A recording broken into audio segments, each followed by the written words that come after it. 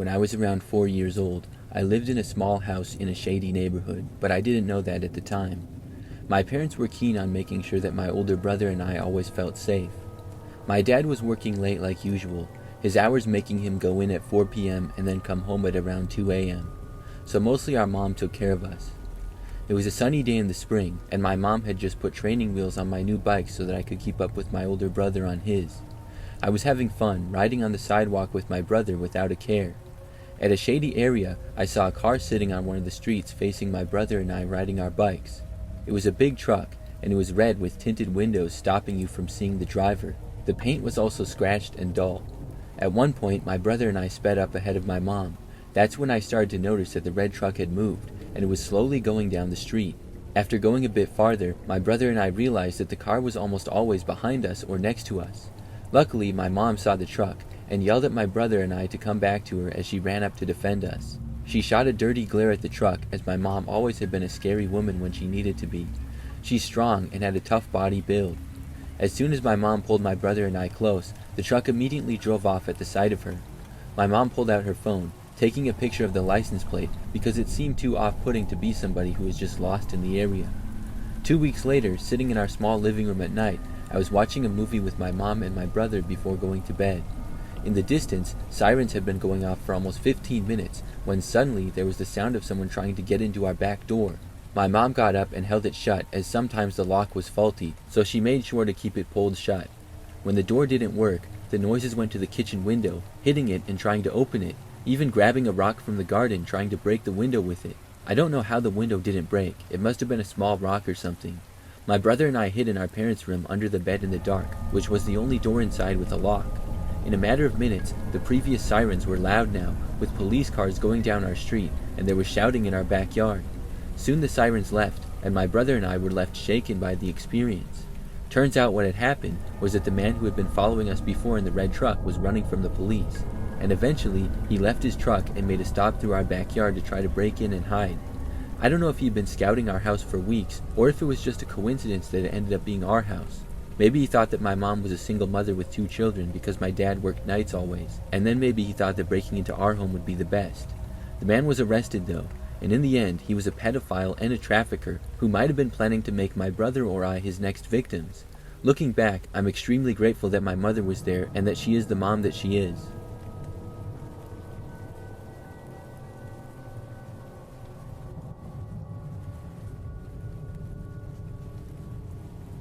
In around 2018 or 2019, I was living in Nebraska where I grew up. I lived in the largest city in Nebraska, but it was still essentially surrounded by corn and wheat fields. The city was expanding, so rich folks started building huge houses with giant properties on the edge of town as things proceeded to grow. All of that being said, I had a good friend whose parents' house was one of the big ones right on the blurring line between the fields and the city. It was spring break, and none of us were going anywhere exotic for vacation over the break. So my friends and I took advantage of the time we had off from school by spending every day at my friend's nice property out there. They had tons of property to ride four-wheelers on, a hot tub, and had a huge living room for us to watch sports and have reality TV binge sessions. Plus, the parents were super cool, and we could drink out there as long as we stayed at the house. It was tons of fun for a spring break spent in town. I would just not go outside after a certain time once it got dark though, because there was little lighting and the nearest neighbor was about a mile away. I've always felt weird energy driving to and from her place if it was late at night, but nothing had ever happened until one night over the spring break when I was driving back home. The drive out there was a long winding two-way road that had thick trees on both sides, and you passed by one of the city's largest cemeteries on the way. Barely any lighting, of course, besides the street lamps every once in a while, and very little traffic. It's all inherently a bit creepy, and I'll admit to having sped through this section of roads many times to get through it as quickly as possible. This specific night was perfect spring weather, so I was driving back home with my windows down listening to music, and it was around 10 p.m. I was coming around one of the curves in the road when I had to essentially slam on my brakes. Right in front of me, in the middle of the road, maybe 50 yards away, was what looked like a family. Again, picture a completely pitch-black road with thick forest on both sides, and only my headlights to show what was in front of me. There was a family of 3 or 4, including a tall, slim woman, an average height and weight man, and a child with short hair, and the mother was pushing a stroller. The clothes looked normal, not tattered, but not nice clothes. They also were not carrying any kind of light source, meaning before I arrived behind them in my car, they'd been walking in the pitch black. They were all facing away from me, walking completely silent in the middle of the street the same direction I was headed. I had to turn my music down to hear if they were speaking or had been playing music, but they didn't. The hairs on my arms immediately stood up. I came to a stop in the road behind them, obviously, and just sat there for a moment to let them move. They seemed to be completely unaffected by me, and didn't even turn their heads to look at me, nor did they attempt to move out of my way. I thought I was going insane, or that I was dreaming. It was so surreal. Before I really had time to fully process and register what I was seeing and how truly strange it was, they all, at the same time, stopped walking, and very slowly turned to face my car. This scared me immensely, and I honestly didn't even give myself enough time to look at their faces as they turned. I immediately threw my car into reverse and sent it backwards for probably a full 20 seconds before flipping a U-turn. Then I booked it in the other direction. The only thing I remember noticing is that the stroller looked to be completely empty. This was the part that sticks in my mind the most. I've never felt terror like that in my life. I ended up going back to my friend's house and sleeping over that night, and I checked in my rearview mirror probably 1,000 times before getting back to the house, and I never saw a glimpse of them. In fact, I've drove that road many times since then, and have never seen the family again, night or day. I tried asking my friend and her family about it, only to essentially feel like I was insane because of the way they looked at me. It was, and still is, the creepiest thing to ever happen to me. I think about it all the time. It was either some weird family trying to scare someone, a distraction for an attempted robbery, or it was something more sinister. I'm going to tell myself for probably the rest of my life that it was the first option.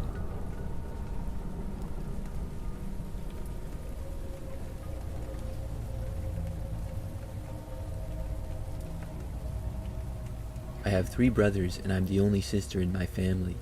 All 4 of us were born within 5 years of each other.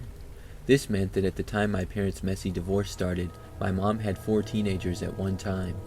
Despite this, she worked ridiculously hard to keep us from homelessness and bad living environments. But we were left home alone a lot as young kids and teenagers. This wasn't really an issue. All of us kids could keep tabs on each other, and I think there was a natural bond and protectiveness we developed as a result of our less than ideal home life growing up. When I was alone, I liked to run. In the springtime after I turned 15, I went on runs often, and it was during this spring that something pretty scary happened to me. A black Suburban began to follow me towards the end of my runs. At first, I thought it was just some jerk messing with me. Then, I was not too sure. The first time I noticed it was during my normal run routine. At the very end of all my runs, I liked to sprint as fast as I could past an imaginary predetermined finish line. It was just something that I always did. This time, when I began to sprint, I saw in my peripheral vision a large, shiny black SUV accelerating past me, almost like they were racing me. It scared me initially, as the last leg of my run was generally on a pretty empty street, but I chalked it up to some bored older teenager trying to race me as a joke. When I crossed my imaginary finish line, they were around 30 yards ahead of me. They slammed on their brakes and then just sat there. I panted, exhausted, hands on my knees, watching them. They didn't move for several minutes, so neither did I. As the minutes ticked on, I started to get this feeling that something was wrong. A lot of my friends often thought that I was paranoid, but my mom has always told me to listen to my instincts, and my instincts were saying to abort mission and get out. I jogged off into some nearby trees where some undeveloped land was between 2 neighborhoods. I crouched down and then waited. The SUV drove past again on the other side in the opposite direction, slowly, and eventually it drove away. I went home and said nothing to my brothers. The second and third times I saw the black SUV, it crept up behind me and trailed me a little bit, just far enough so that I could feel it and could see it over my shoulder, but not close enough to read the plates. I did notice that the windows were heavily tinted, and I couldn't make out any silhouette in the driver's seat. Both times I would pick up my speed and run a bit, and the car would as well. I would end up sprinting as fast as I could by the end, terrified. The third time I saw it, I even jumped into someone's yard over a fence to lose them. Luckily, nobody was home in the yard I jumped into, and there were no dogs. After the third time, I told my oldest brother that I felt like somebody was following me in a black car on my runs, but I wasn't sure and I couldn't see them very well. A week later, it happened for a 4th time, but this time I was jogging, had my music up, and it pulled up right behind me and honked their horn loudly. I barely turned to see what it was before the driver's side door opened. I took off. Behind me, a man's voice yelled angrily as he shouted "hey" to me twice. I heard the door slam a few seconds later and the engine rev. They were chasing me. I criticized myself later for not getting the plate number, but as soon as I saw it close to me, I didn't think, I just ran. I still had about 50 yards to go before I could dart off onto a path behind my own neighborhood, a path which I was sure was too narrow for them to follow me on. I was booking it as fast as I could. I'm certain that I've never ran that fast in my life. They would speed up and get right next to me, then fall behind a few yards again. I didn't look over and just focused on running. About 20 yards from the escape path, I saw somebody walking towards me on the sidewalk. It was my brother. My brother has some anger issues. He isn't a hothead, and that's what makes it scary. It's just cold, resolved anger. He must have seen my face, and then the car. He picked up a sizable rock from the ground and started sprinting towards me also, and he was screaming as loud as he could. Right as I could feel the SUV pulling up behind me, my brother stopped and catapulted this rock as hard as he could into their windshield. He connected on their windshield, and he was still headed straight for the driver's side now that the car had stopped. Their windshield's upper right corner had a sizable crack across it. I have no doubt that my brother was about to pull the guy from the car and beat him up. They must have felt it also, because as my brother stalked towards them, they suddenly peeled out. He sprinted after them, but obviously they lost him quickly in their vehicle. We never saw the black SUV again. I didn't run for 4 months after that before I slowly resumed without headphones. I don't know why my brother came looking for me at the end of my run that day, but I'm so glad he did. To this day, he says he doesn't know why either. He just says, "I don't know, I just thought I should go check on you."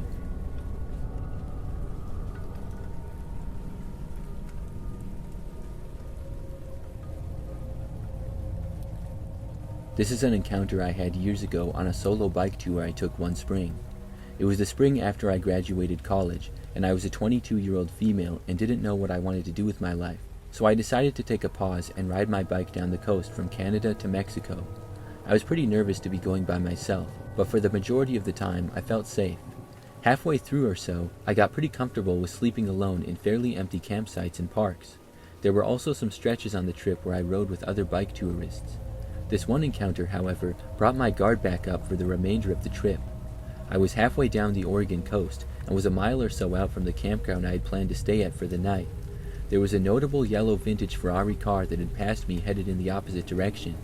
When I pulled into the campground, I stopped at the information board to look at the map and fees. As I was sitting there, I saw the yellow car coming down the road, and it stopped where I was. This older guy in his late 50s or early 60s got out and started looking at the board with me. He was friendly and seemed completely normal, charismatic even. He was asking me about my trip, and started mentioning how he's from the area but never checked out this campground. At that point, I was still pretty naive. There's plenty of nice people I met on the trip that chatted me up and asked me about the bike tour. He was talking to me and getting closer, and this part is what started to make me uneasy. He would repeatedly reach out his hand and shake mine like he was about to leave, but every time he shook my hand, he would grab my forearm with his other hand and do this weird gasp laugh thing. The way he did it looked insane, and the arm grasp was very firm. It sent shivers down my spine. Then he would dive into another topic, and repeated this freaky handshake maybe 2 more times in between. I realized that I was completely out of sight from anyone in the campground, had no phone service, and I was very close to him and his open car door. At the time, I didn't even know why, but something felt very off about him. I finally spoke up loudly, hoping that someone could hear me, and I told him that I had to get going. Then I ran to my bike and sped to the campground. When I got there, I didn't even try to find the hike or bike spots and just threw my tent down directly across from the camp host. Again, I had a lot of encounters with random strangers at this point on the trip, but none of them terrified me like this one did. I fought with the idea that he was probably just an overly friendly guy, but the fact that he would repeatedly grab my arm and laugh was frightening.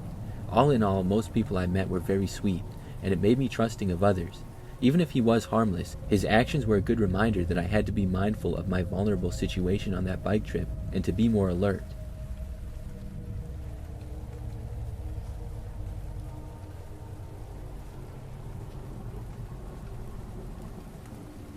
My friends and I recently visited Las Vegas for our spring break trip that we like to take every year. It wasn't going to be anything too crazy, just some gambling and have a good time hanging out at the hotel. At first, we did the usual, lost some money, and then spent more money on souvenirs and food. By our 3rd day there, I was getting a little bored. We'd seen most of the shows and almost everything they had for us to do. The day before our last day, I was on YouTube and saw a documentary-style video about the Vegas sewer system and the people who live down there. Basically, Las Vegas has these sewer outlets for rainwater. It's supposed to be there to prevent flooding, but the homeless population have made it their home. I got the bright idea for us to smoke some weed and go exploring. So that same night, I somehow convinced my other friends to go with me. After some back and forth, they said screw it, and we headed out. It didn't take long for us to get into one of those outlets. It was covered all over in graffiti, but you could tell people stay there. It was empty and dark, but we went in there to check it out. We walked for a good minute, passing the joint and trying to scare each other. We couldn't see where this thing ended, but we decided to trek on. The first thing we came upon was a tent, not too crazy. It had used needles and garbage around it, so we knew other people were down here. We walked farther up, and I thought I could see something in that darkness. Something moving, but I ignored it since there are homeless down there. Around this time is when this blood-curdling sound came out of nowhere. It sounded like it came from in front of us, so we all stopped dead in our tracks. My friends looked at me, I looked at them, and we knew it was time to get out of there. With a little more panic, we started back in the opposite direction we had come from. We walked for a good 10 minutes, and then I had this revelation. That tent that we passed should have passed by again now on our way out. I didn't say it, but I clearly remember thinking it. Nobody was really talking much. We even put out what we were smoking. We were all just walking fast now, trying not to step on a needle or anything else lying around. More time went past, and we still weren't at the end. That was when I spoke up finally. I stopped and said how we should have been out already. Right as I finished speaking, I heard that same noise in the tunnel again, and it sounded very close now. That's when we all started running, tripping, and fumbling over stuff, anything to get out of that tunnel. Not even 2 minutes after we started running, we could see the opening. We got to the end, out of breath and confused, most likely because of the weed. What was that noise was the first question we asked ourselves. Did people feel like there was something behind them? And how had we never passed the tent that we saw on the way in? None of those questions got answered, except for the one where we all agreed like we were being chased. This will just have to live in my memory as something strange that happened down in the tunnel, and I don't recommend going down there to anyone.